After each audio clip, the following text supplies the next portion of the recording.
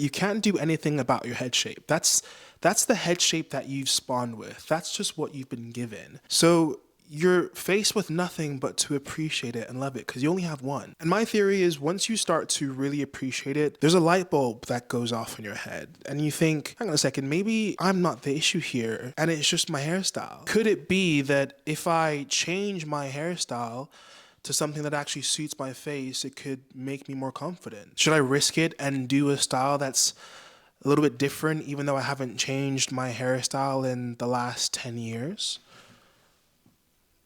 Well, yes. Why the hell not? For some reason, many of us spend a large portion of our adult lives trying to transform or change our face when really we can just style around it. Your face isn't the enemy, and the solution to every insecurity is not to just become a totally different person. In reality, the answer might be something a little bit more simple, like a middle part or a bob. You see, what I'm getting at here with regards to hair theory is that the real flex is learning how to appreciate and develop your own features instead of just chasing or romanticizing someone else's. It's about understanding how the right hairstyle can completely change the way that your facial features present, which can make you look more styled, more intentional, and even more confident. And I mean, conventional attraction, it's just boring. I want to see the oddly shaped head. I want to see the big deer eyes or the unibrow. I want to see the unibrow. I want to see the five head, or I guess more professionally speaking, the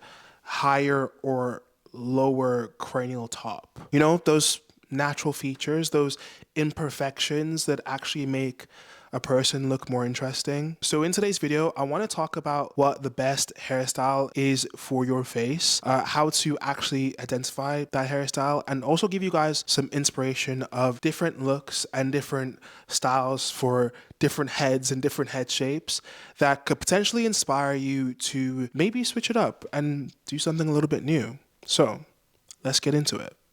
Sichuan opera is a 300-year-old traditional Chinese art form from Chengdu, China. This is a highly skilled performance tradition where performers switch masks and change their facial expressions almost instantaneously to signal emotion, character changes, or dramatic turns in the story. The speed and surprise of a face or mask change is part of the storytelling. Different mask colors and faces carry codified meanings. Po Baolian is a Chinese beauty aesthetic term that translates to head wrap's face. This refers to a very specific facial structure where the upper part of the head or the skull is wider than the face, which gives the illusion that the hair is what frames the face. So although these two things are culturally unrelated, for me there's a surface level connection here. Both of them involve the face as a sort of site of change or a display. That metaphorical overlap allows us to understand how we present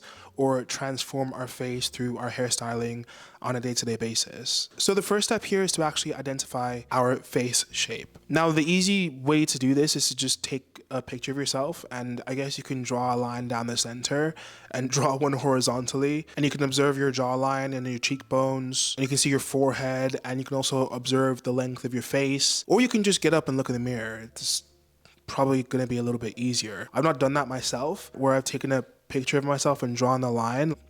Different strokes for different folks. Do whatever works well for you. And I need to reiterate this. The key here is not to judge your features. No.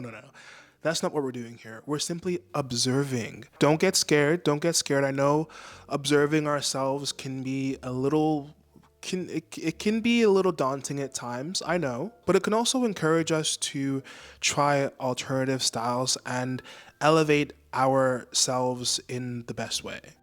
Once we have a decent understanding of what type of head shape that we have, we can now go ahead and look into some different hairstyles. And I've categorized them into some different groups. So I've got some edgy styles and some more simple chic styles and some experimental styles.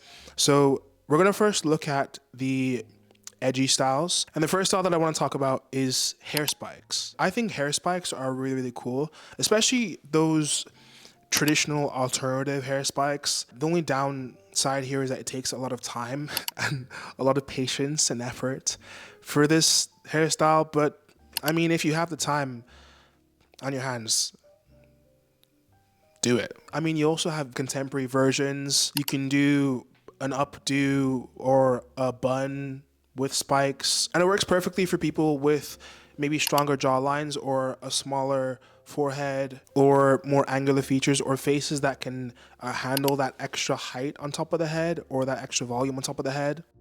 I feel like the pixie's the more practical of the edgy looks. It looks very, very chic. It's very, very nice. It's very contemporary. It's quite youthful, and it exposes the features of the face. I think it works great for people that have those smaller to medium sized foreheads and they have defined cheekbones, or you have an oval or a heart shaped face. And then the pixie mullet is more of a step up. That back length adds imbalance, which makes it just feel cooler and less precious than a classic pixie. Special mention for the Chicano mullet. I think this is also a really cool edgy hairstyle. It gives an overall very strong silhouette that extends the head shape, and I think it looks really nice as well with just, you know, a simple mustache, no beard, kind of balance it out. So it's great for people who want that visual edge. We all have totally different hair types, which takes different time, but I still feel like regardless of what hair type you have, you're still gonna have to spend time on your hair. It's just about how much time you're willing to actually give up. Unless you're bald, then you're the most efficient, you're the most optimized out of all of us. But if you're not bald and you have some hair, then you probably are gonna wanna do something. And if you're someone that has a very simple, chic style and you have curly, more 4C hair, then I think that the waves are a perfect option. We like low cut teasers with the deep waves.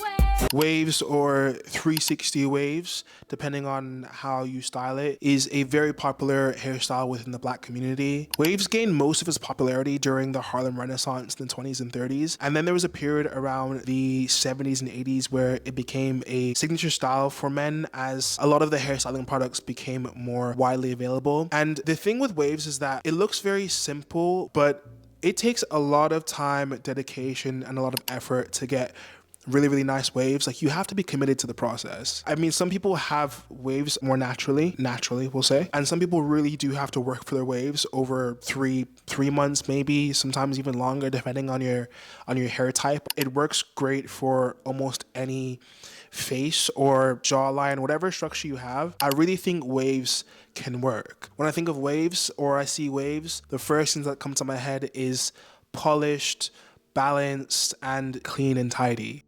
The afro is super, super chic. There's so much history there as well. I think it's very, very retro. I think it's beautiful. The afro can work with square face, oval face, diamond face, triangular face, W face, Z face, U face, whatever kind of face or head structure you have. I generally feel like the afro is a perfect go-to. It gives you that voluminous look. It's, you know, it's natural, it's very beautiful, it's stunning, and it brings out the facial features as well. And it just gives off a free, whimsical, carefree kind of vibe. This is just personal aesthetic preference, but I feel like a lot of times when I see a white guy in particular with shorter hair, like that shorter buzz cut instead of like a longer hairstyle, I just think it looks way better. I just think it looks better. That's all. I don't have any other logical explanations for this. Especially for men that have pronounced facial features. I'm thinking Channing Tatum with a buzz cut, David Beckham with a buzz cut. When it's clean and it's simple, that short buzz cut on the white guys, listen. In 1992, I couldn't get a French roll, and you know why? I was a little kid, and I wanted that style. I wanted that style with my whole soul, and you know what my mama said? She said it was too what? It was too grown. But guess what I am now? A grown woman, and I'm getting me a French roll. Y'all don't understand how bad I wanted this. Now that I'm grown, and they made a I never thought they would come back.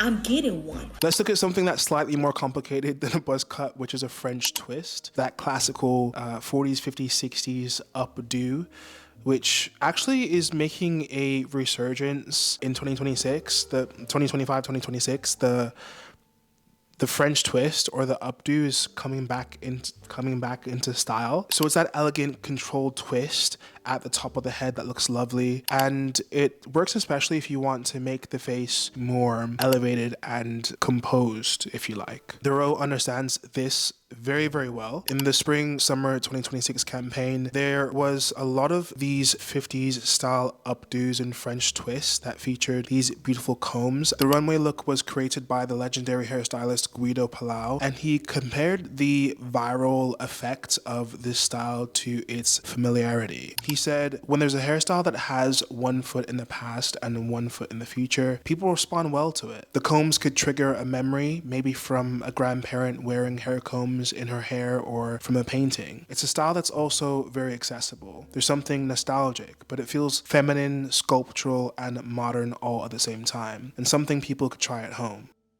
I see experimental styles as you got one foot in, one foot out. You're not too sure, but you're willing to have a look. You're willing to experiment a little bit. And one of my favorite hairstyles is the bowl cut. I love the bowl cut because it's very 90s coded, and I just think the cut just looks so good. It's so stunning. I'm also getting like Backstreet Boys NSYNC references from this hairstyle, so it's great for anyone that has pronounced jaws, higher cheekbones, and I guess a face that can handle that very eye-catching sort of hairstyle. And I also think it's funny how some people saw the bowl cut as like a punishment haircut. Like that was a haircut that you got when your parents, I guess you were in trouble, or your parents wanted to give you the simplest, cheapest haircut possible. And then over time, it evolved into something stylish.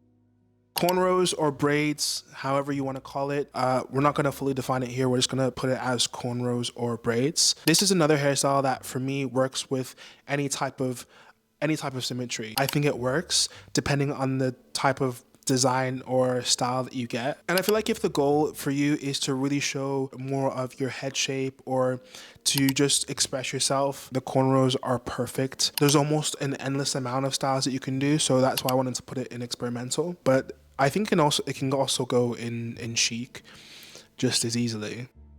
I love a good wolf cut. I just think it's so aesthetically pleasing. It's like a perfect balance between something that is edgy, experimental, but still stylish at the same time. It's like intentional chaos or a deliberate mess. And I think it looks great for people that have more oval or heart-shaped faces. It also works great for people that want a hairstyle that's going to hide their face a little bit, but it's still going to be expressive at the same time. So those layers are going to give attention more to the eyes or more to the cheekbones, rather than, I guess, like the ears and the jawline. So if you want that cool, undone, expressive kind of vibe, this is a perfect one to try, to tell your hairdresser to try, if they've got that in their arsenal, if they've got that in their toolbox, if they have the facilities for that.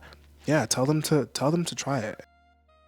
There's actually so many more hairstyles that I do want to talk about in today's video, but we will be here forever. So I'm definitely going to make another version of this video for hair theory and hairstyling. Please do let me know what some of your favorite looks are down in the comments, and also let me know if you will be trying any of this or if you'll be sticking to what you know.